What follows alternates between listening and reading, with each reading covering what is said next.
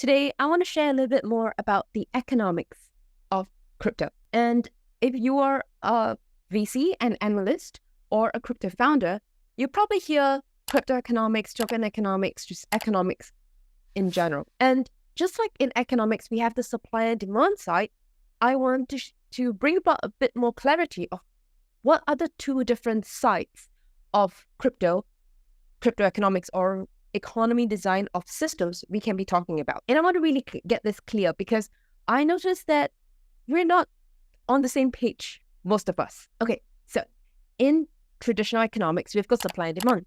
Supply is how much you can supply, how many apples you can collect, how many clothes you can sell. Demand is how many people actually want the apples, how many people want to buy the clothes you sell. That's it. Very simple. So when we talk about token economics, we also have the supply side conversation and the demand side conversation. What I notice is that a lot of people are still having the supply side conversation. It is not wrong to have that. And what does that look like? The supply side conversation will be, what is my total token supply? What's my circulating supply? What's my pie chart distribution, vesting period? How many tokens to give to investors? How many tokens for token generation event? Things like that. That's all the supply side problem. And I do notice that there are still a lot of people talking about that. There's still a lot of people focusing just on that. Again, it is not wrong to think about the supply side because we have to think about both. But what I want to bring the conversation on today is the demand side conversation, the demand side of tokens. And when we talk about demand side of tokens, what does that look like? It means, why do you have the tokens in the first place? What is the substitution effect of tokens? Why tokens? Can you do this without a token? If you're doing it with a token, where's the demand of the token? Why should a token even exist in the first place? If you can substitute it with USDC or you can substitute it with something else, why tokens? Why do you need tokens? That's something we think about at the demand side. We also think about, how does tokens fit into the business model? How does tokens fit into the revenue stream? If you are a game, you've got hard currencies, soft currencies, and you want to have a token. Why do you have this token? And you have to think about these considerations, the why, the demand side. And of course, you have to think about the utility.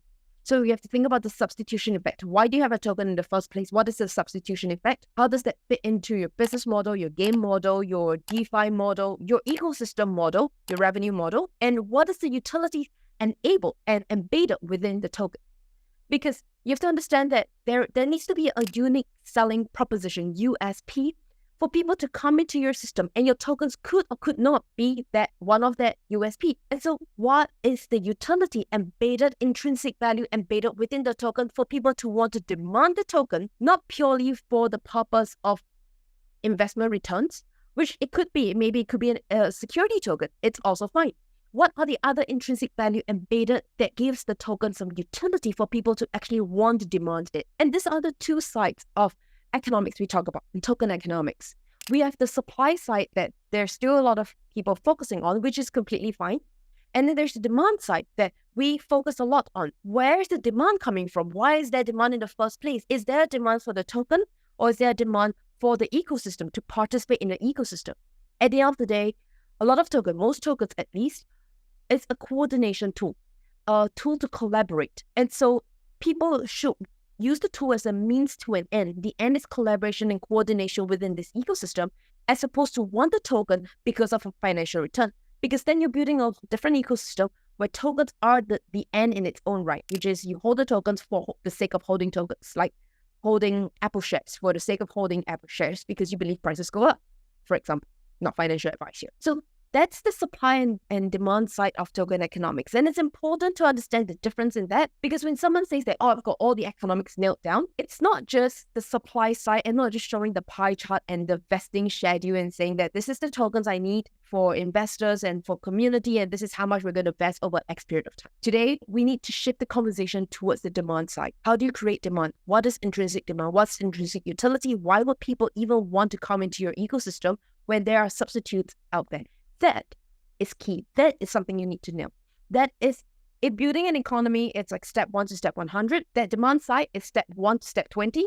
And the supply side is step 21 and 22. The demand side is very important. The demand side is what we focus on. How do you create intrinsic demand? How do you embed demand into the token? How do you consider substitution effects of the token? How do you make sure that the token is a means to an end to create a very robust economy. That is what good economies think about.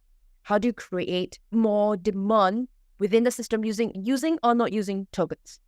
Whereas tokens that are a little bit more Ponzi-nomics, scammy, they just think about returns, they think about total circulating supply, and they think about short term. And it depends on the purpose of your ecosystem. You want to focus a little bit more on the supply or demand.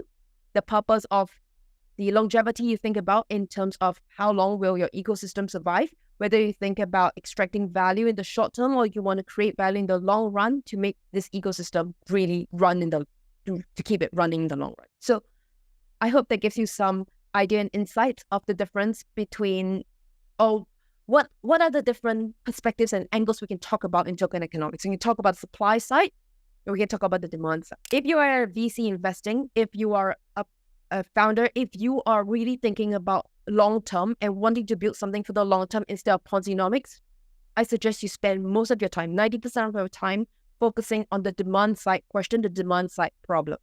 Because this is how you build real economies. And this is how you can see the developers, the projects, the founders are serious about building an economy that stays. Hopefully this gives you some insights to probably do due diligence or for you to have a system to think about how to go about understanding or even evaluating economics in conversations with founders or VCs. Till then, I'll see you in the next episode. Bye.